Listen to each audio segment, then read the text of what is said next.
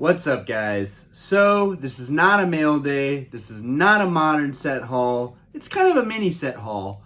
But more so, I want to talk about an issue that's been plaguing my thoughts a lot recently.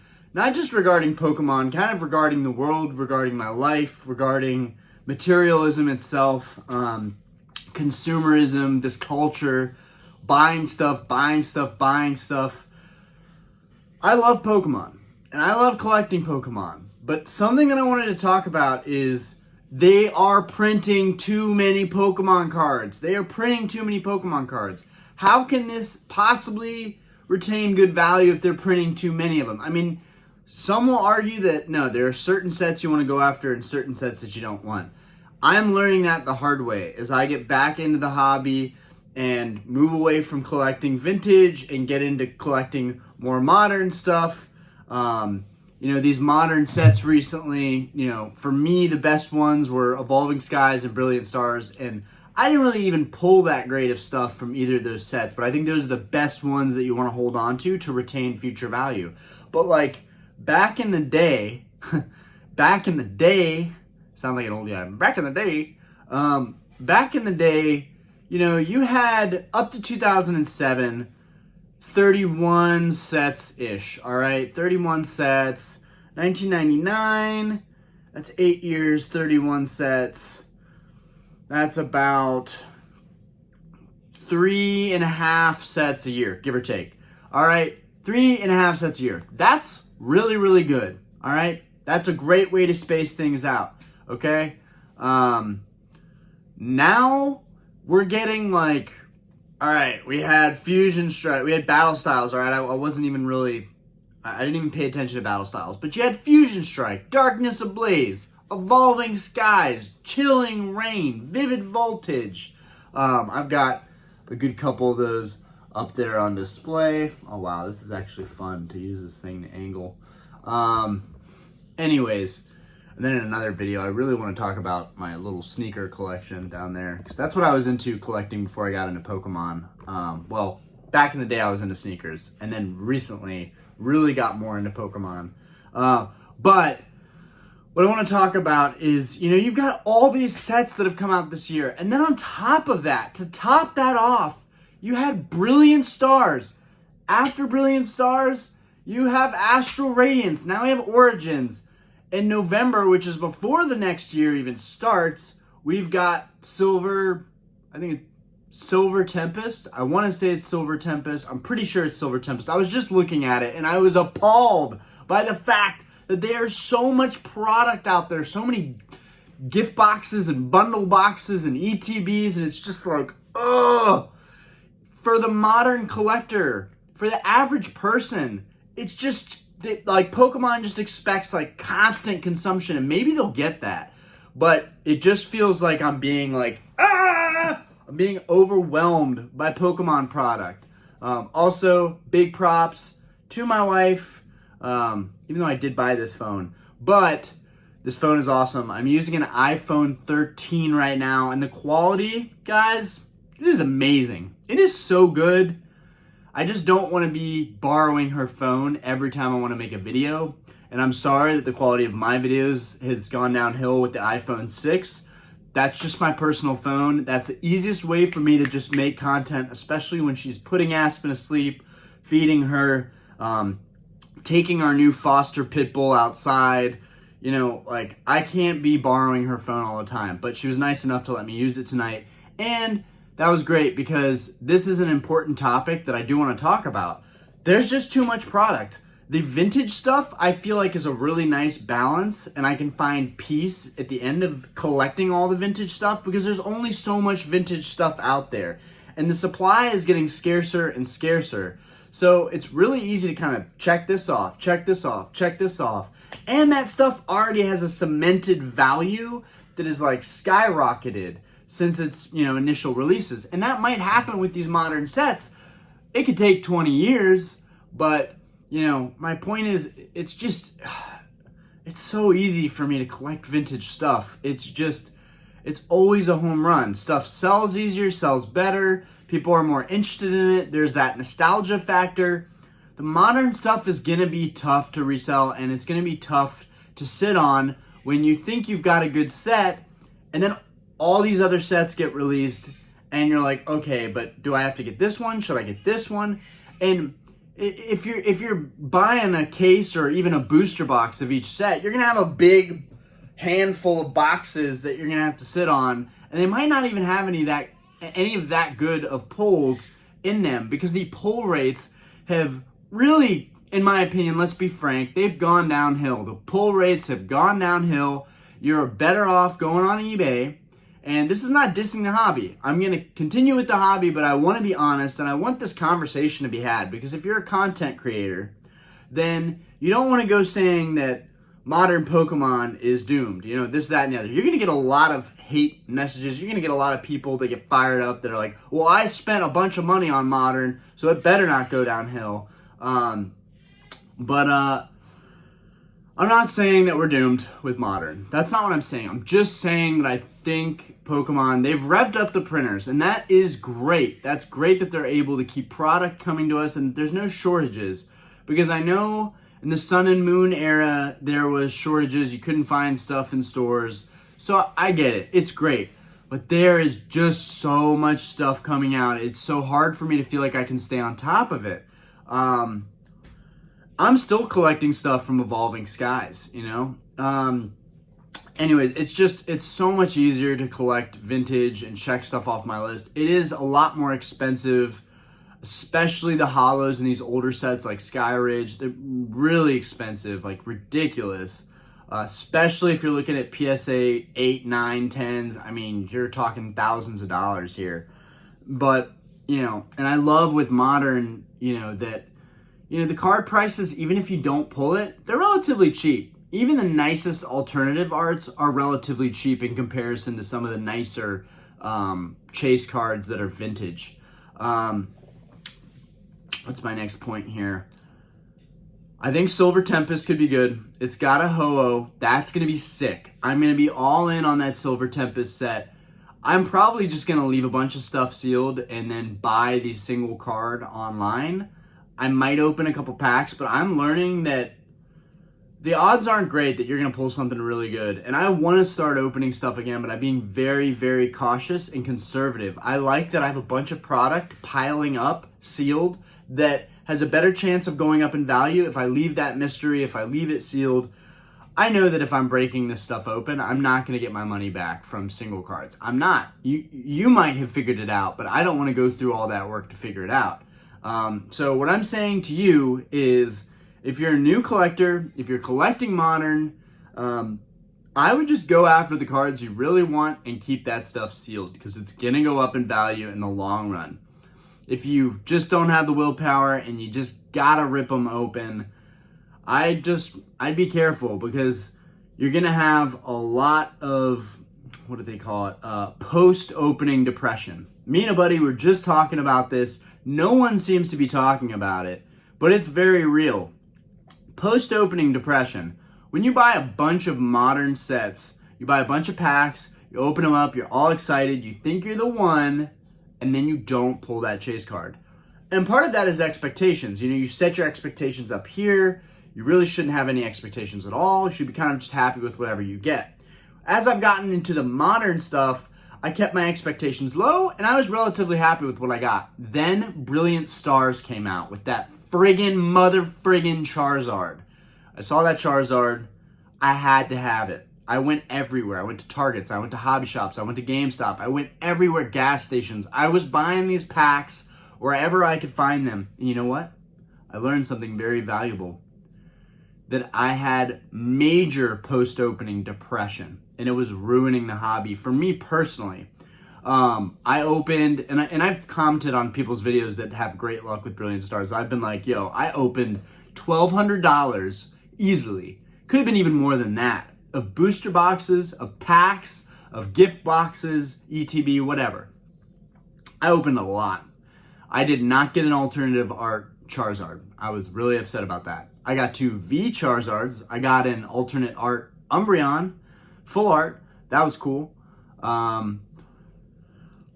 But I did not get that Charizard, and that really hurt me. And I don't want people to feel that kind of depression when they go all in on these newer sets and they rip a bunch of them open and they expect to get something. Don't do that.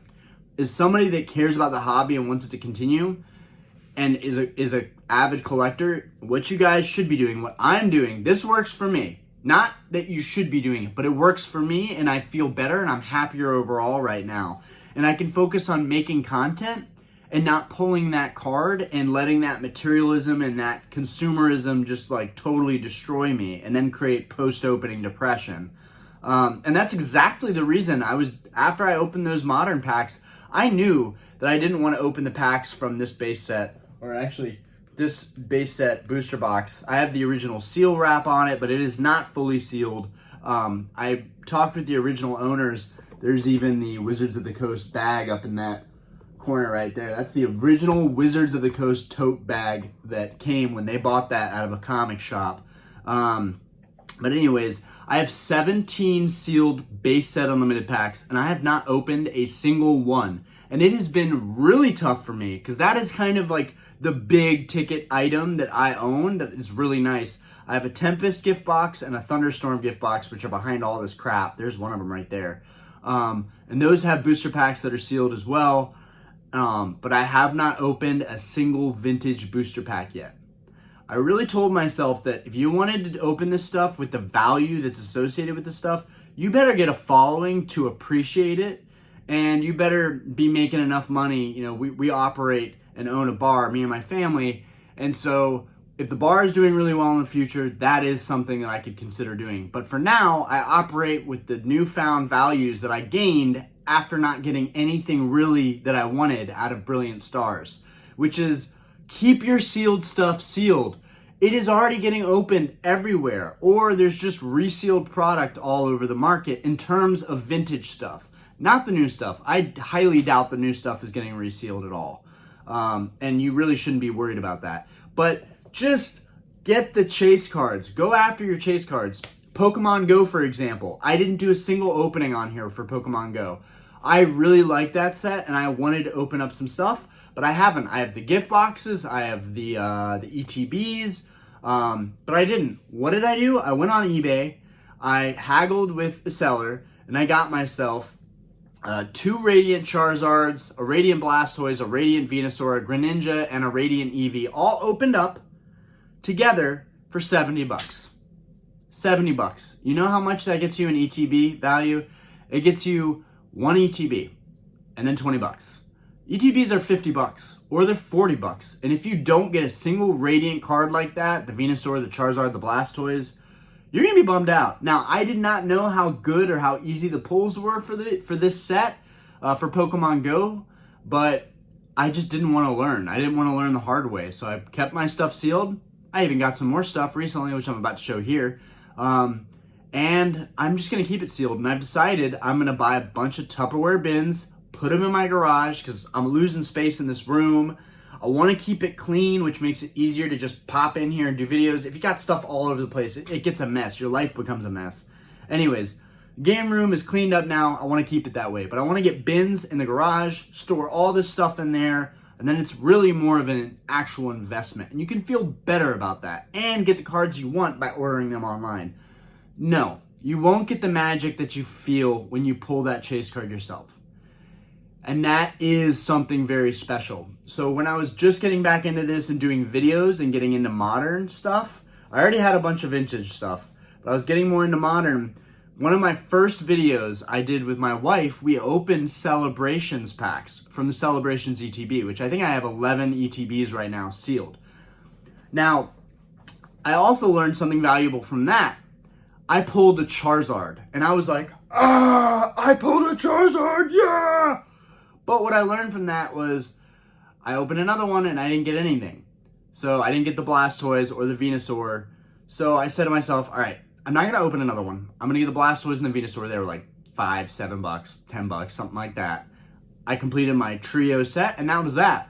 But what I realized was I had luck with Celebrations, which is a fantastic set. It's gonna skyrocket in value. And I didn't have good luck with Brilliant Stars. And I had decent luck with like Fusion Strike, Darkness Ablaze, Chilling Reign, whatever. Chilling Reign, another example. I bought the Blaziken full art. In fact, just go ahead and get this shiny boy.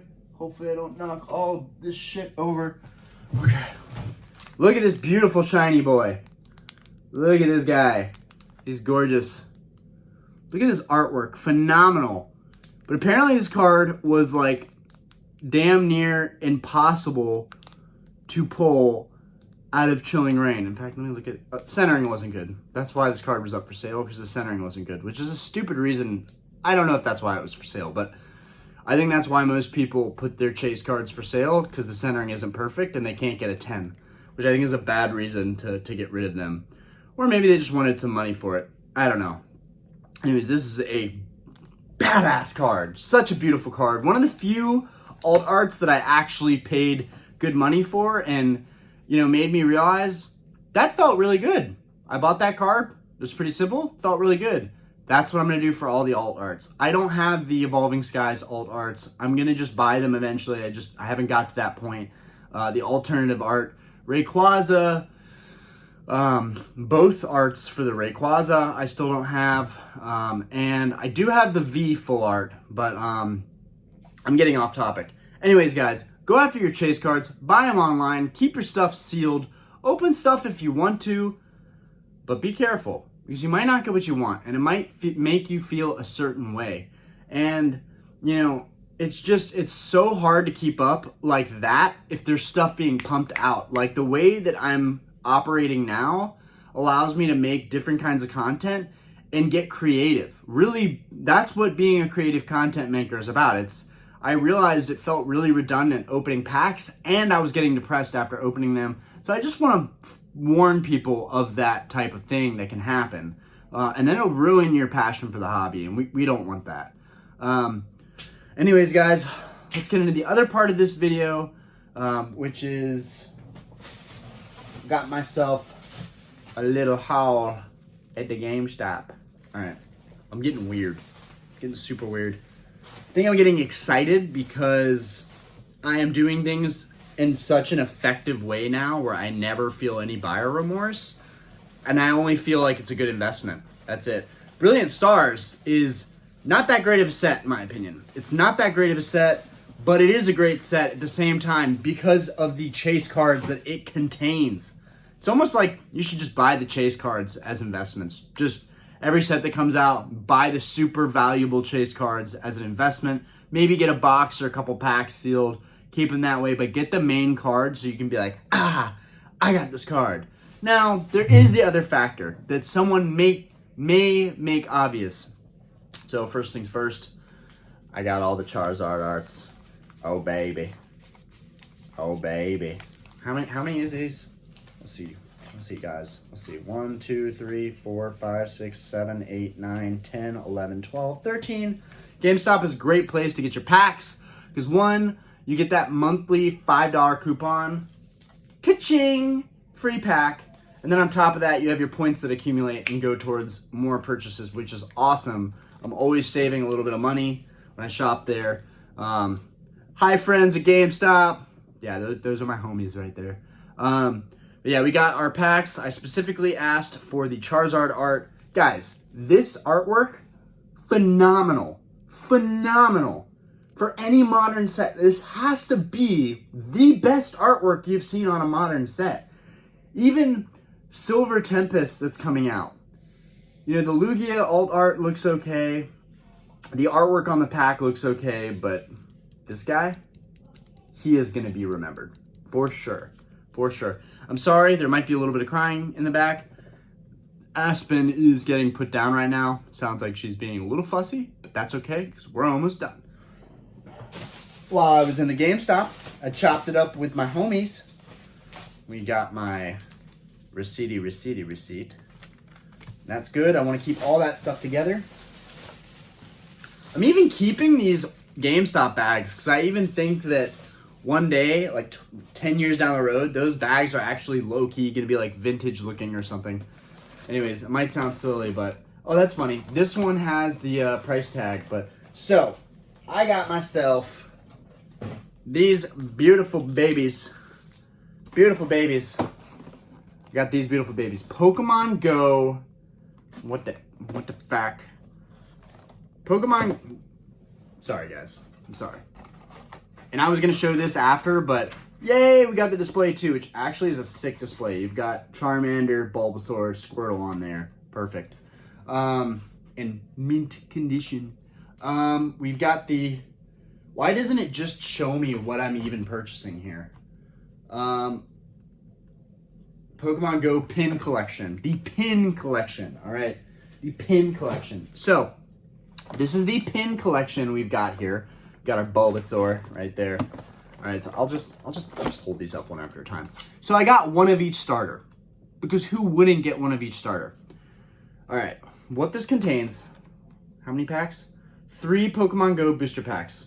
Kind of a ripoff in the sense that the packs are worth like $4 a piece. You're paying $15, but I guess you are paying for that shiny boy right there. So you get a holographic version of all the starters, which is banging badass. And the Bulbasaur art is actually sick. You get a pin, you get the box. It's looking good, guys. Looking good. We've got our original price sticker right there. That'll be good 20 years from now. I'm going to put that in the display case. We've got our other here, which looks pretty cool. Kind of annoying. Wait a minute. Are they all... They're all holding some kind of present that actually pisses me off.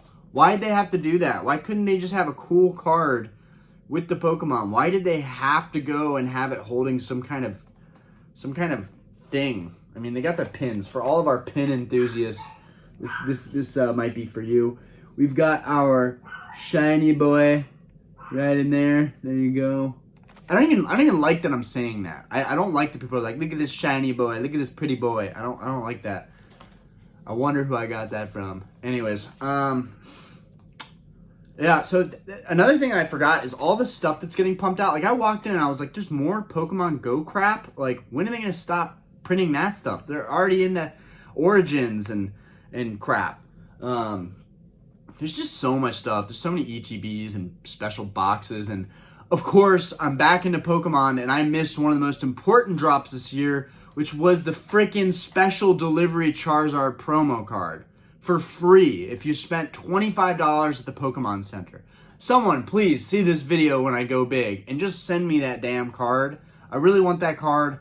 I am not going to go spending money on that card. That card was a freebie to everybody that just saw or spent time for the registration or, you know, the dang spending the money at Pokemon Center.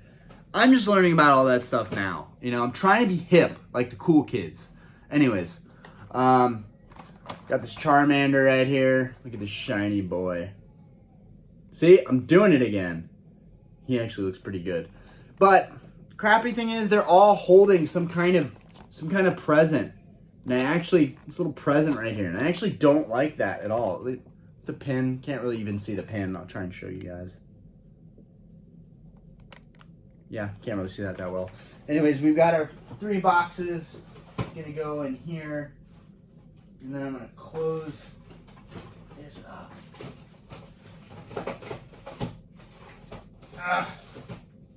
Okay.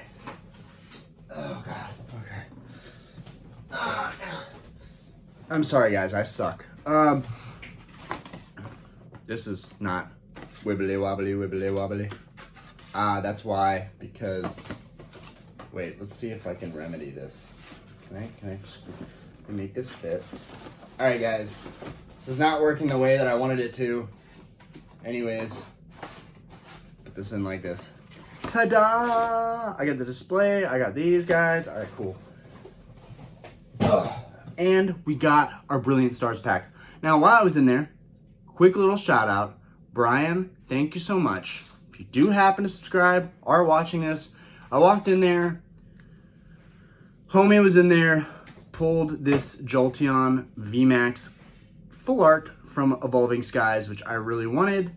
They were only like $5 online. He was like, yo, just sell me $5. So thank you, Brian. Love the card. Looks fantastic. Hi, little bun. Hi, come say hi. Say hi to everybody. We're talking about Charizards and how people are going to waste all their money on all these sets being pumped out. And how the Pokemon promoters and distributors and all the people that have deals with them are going to be like, these sets are all great. They're not all great. Some of them are trash. Anyways, baby. We got baby time. Oh, we're being camera shy. Also, she's like, wow, this is a lot of colorful stuff. I like this stuff. You like that stuff? Is that good? Oh. Say hi, everybody. Look, Aspen, look. That's you! Look! You're so cute! You're the cutest little baby! Alright, you guys have seen too much of me. Alright, I think we're done here. I think we're wrapping up. I just wanted you guys to get the idea that there is a post-opening depression. You shouldn't go out and buying every single thing that you see when a set comes out, because there's going to be like 50 more printed that year. Let's see. This year, what was it? 5 sets, 6, 7, 8 sets that'll come out in this year alone? As opposed to 3 back in the day. I mean, 3 max. I'm sure sometimes they just had 1 or 2 that came out in a year. But anyways, guys, everyone has their own opinion. I'm just telling you guys mine. I'm telling you my new strategy. It makes me feel like I know what I'm doing now. Do we know what we're doing now? Oh, you got a Charmander? You got a Charmander? All on your own? Good job. Wow. She's a better Pokemon trainer than I'll ever be. All right, guys. Want to say goodbye? Diana, you want to say goodbye? I want to say hello. Bye. Bye, guys. Stop. Can we say bye? Say bye-bye. Bye-bye. Say bye-bye. Anyways, we're wasting everyone's time. They're like, okay, you have a cute baby, but what am I learning here? Peace out, guys. Make sure to just enjoy your life. Just enjoy your life. If you do subscribe or like a video, you know, that's something you could do, but I'm not going to pump that every single video. I said I wasn't going to, and I'm trying not to. Peace out, guys.